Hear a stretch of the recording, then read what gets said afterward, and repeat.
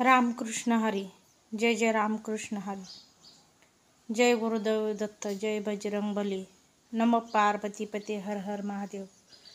मला आज बोलायचं आहे की कलकत्त्यात जी घडलेली घटना आहे की ज्या डॉक्टर मुलीवर अत्याचार झाले. मी यूट्यूबला पाहिलं. खरंच ऐकून इतकं दुःख झालं का नाही की त्या नराधमांना फाशीची शिक्षा झाली पाहिजे. त्यांना काय, जो बी कुणी या स्त्रीचे जाणून बुजून आबरू लुटत असेल त्यांना इथून पुढे कडक कारवाई झाली पाहिजे आणि तशी शिक्षा त्यांना झाली पाहिजे. कारण स्त्री जातीला जो कोणी तुच्छ समजेल त्याच्या जिंदगीत त्याला कधी पुरतं पडणार नाही. आणि त्या कलकत्त्याच्या घटनेत फाशीची शिक्षा का झाली पाहिजे, का तर त्या स्त्रीचा लैंगिक अत्याचार झाले आणि अत्याचार नुसते अत्याचार नाही झाले तर त्याच्यात तिचा जीव गेला. लक्षात घ्या, एक डॉक्टर म्हणजे एक भगवती माता आहे, एक देवी आहे आणि तिच्यावर अत्याचार झालाय आणि तिचा त्याच्यात जीव गेलाय. किती नालायक गोष्ट आहे, किती नीच वृत्तीची माणसं आहेत. अरे त्यातल्या एकाला तरी दया यायला पाहिजे होती, एकाला तरी हाणून मारून बाजूला काढायला पाहिजे. भाड्यानो काय करताय रे, माझ्या बहिणीसारखी आहे. पण एका सुद्धा नीच आवला दिला, दया नाही आली. ती घटना मी मोबाईलला यूट्यूबला वाचली. काय झालं असेल तिचं त्याचा अंदाज घेतला. किती जण असतील ह्याचा बी अंदाज घेतला. ह्या भारताला, ह्या भारत मायभूमीला गो हत्येचं पातक लागलेलं आहे आणि हे पातक सहजासहजी धुतलं जाणार नाही. सहजासहजी धुतलं जाणार नाही. ब्रह्महत्येचं पातक लागलेले. गो हत्येचं पातक म्हणजे ब्रह्महत्येचं पातक आहे आणि ह्या भारत मायभूमीला लागलेलं आहे. तर अशा नीच वृत्तीच्या माणसांना ठेचून काढायचं. जाग्यावर भेटल तिथं, भेटल तिथं ठेचून काढायचं. बाय म्हणजे शुल्लक आहे का? आणि बाईला बी सांगायचं नीट वाग.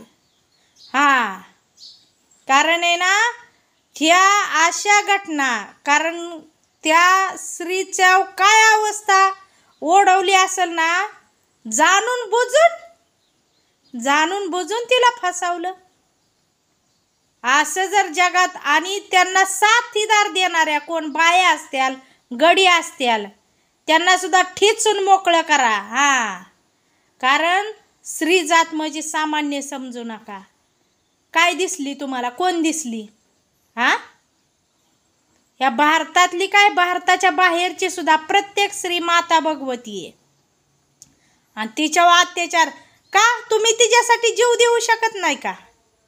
एवढी जर प्यारी आहे, एवढी जर तुम्हाला प्रिय आहे तर जीव घ्यायचा माहिती आहे, जीव द्यायचा माहिती नाही का? जीव द्यायचा माहिती नाही का? मी बी काली आहे, कलकत्तेवाली. मला आता राग सहन होत नाही साऱ्या गोष्टीचा. पण आहे ना ह्या भारत मायभूमीत काय जगात कुठं बी असले नालायक गावत्याल ना, त्यांना सुट्टी मिळणार नाही. तुम्हाला पाहिजे ना ती बाई, पाहिजे ना ती स्त्री, तिच्यासाठी जीव द्यायची तयारी ठेवा.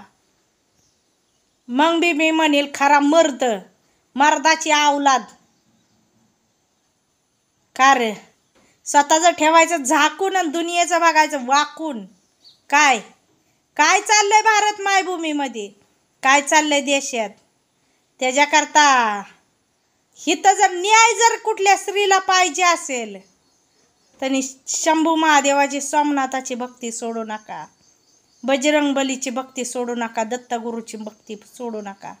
तुम्हाला न्याय आणि भगवतीची भक्ती सोडू नका. तुम्हाला न्याय कुणी नाही दिला तर ते देतील, हे माझं आश्वासन आहे. असं समजू नका की तुम्हाला जगात कुणी नाही. काय म्हणता, आम्ही हाय. एक स्त्री म्हणजे तुच्छ वाटते कुणाला. अरे नालायकांनो, जीव द्यायचं तयारी ठेवा. जर तुम्हाला मनापासून आवडली असली तर जीव गेला तरी चालेल. रावणाने काय केलं? सीतेला पळवून नेली, जीव गेला.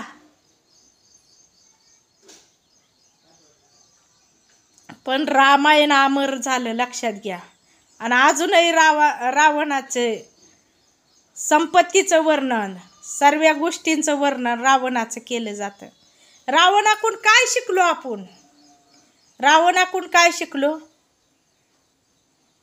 रावणाने नेली म्हणजे काय, पळवून नेली म्हणजे काय, सीतेसंग लग्न नाही लावलं, सीतेच्या अंगाला स्पर्श नाही केला. राम येईपर्यंत दम काढला, लक्षात घ्या. राम येईपर्यंत दम काढला. आणि सीतेला रामाने विचारलं, तुझं काय म्हणणं आहे? सीता म्हणली, मी पतिव्रत आहे, तुमच्याशिवाय मी राहूच शकत नाही, मला नाही रावणाबरोबर राहायचं. म्हणून जीवाची बाजी वानर सेनेने लावली, मारुतीरायांनी लावली, रामप्रभूंनी लावली. जर सीता म्हणली असती, तुमच्यासारख्या गोसाव्यापाशी काय आहे, रावणापाशी बघा किती संपत्ती आहे, अशी जर म्हणली असती तर रावणाशी युद्ध करण्याचा प्रश्नच आला नसता. पण तुमच्यापाशी सत्यनिष्ठा ठेवा, लक्षात घ्या. सत्यनिष्ठा ठेवा. निष्ठानिष्ठी जर केली तर आयुष्यात काही तुम्ही साध्य करू शकणार नाही. रामकृष्ण हरी.